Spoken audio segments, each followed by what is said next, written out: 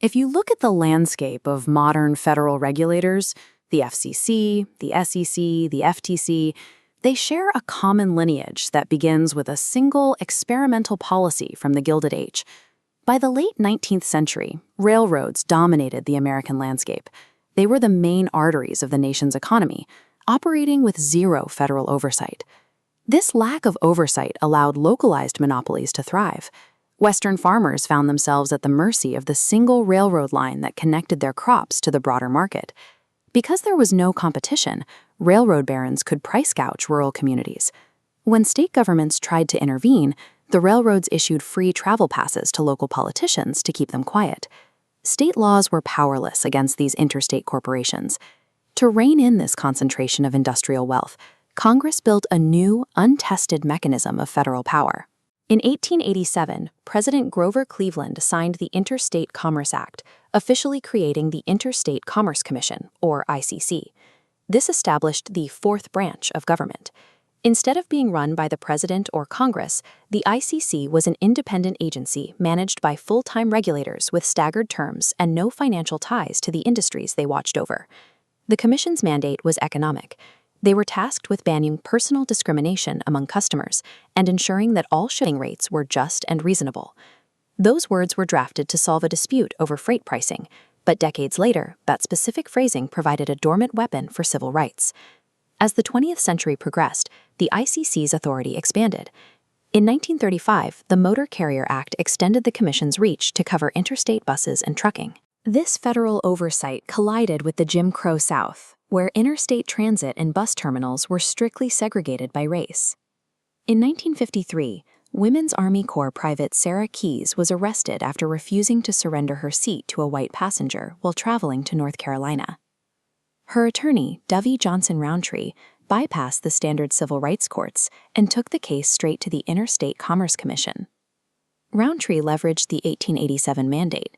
She argued that physically segregating passengers on a bus constituted unjust discrimination against a paying customer, violating the Interstate Commerce Act.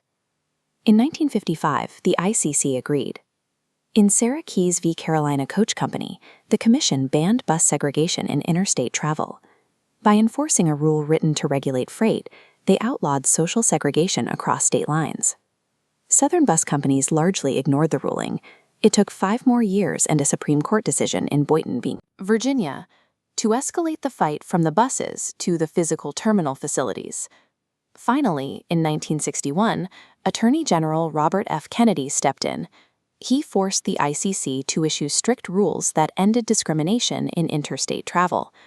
By that November, every interstate bus was required to display a certificate stating seating was available without regard to race, color, creed, or national origin. An agency built to manage railroad tariffs had extended the desegregation logic of public schools into the private sphere of American transportation.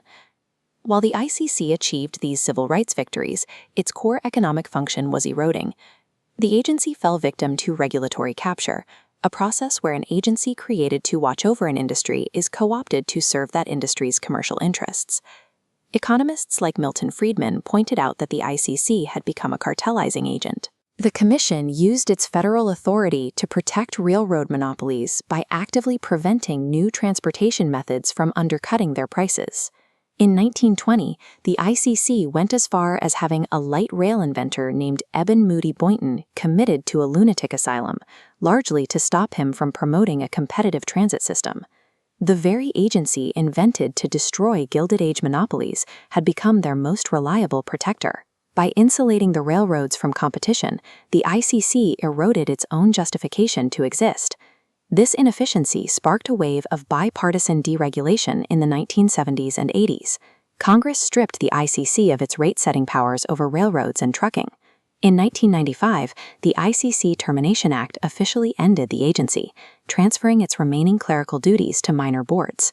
Yet the structural model of the ICC remains. Its independent, multi-headed commission design provided the blueprint for almost every modern regulatory agency, from the FTC to the SEC. The Interstate Commerce Commission leaves a strange paradox. It collapsed as an economic regulator, but in its attempt to control freight prices, it provided the legal mechanism required to desegregate American transportation.